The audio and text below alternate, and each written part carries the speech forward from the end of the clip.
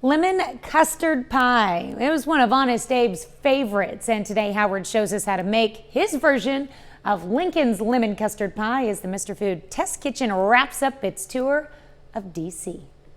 As we wrap up our week-long tribute to our nation's capital, we knew we couldn't leave without visiting the Lincoln Memorial.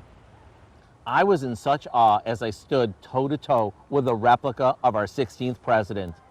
And when I stood on top of the stairs leading up to the memorial, the same ones where Martin Luther King Jr. delivered his "I Have a Dream" speech, I could see the grandeur of the Washington Monument as it mirrors in the famous reflecting pool.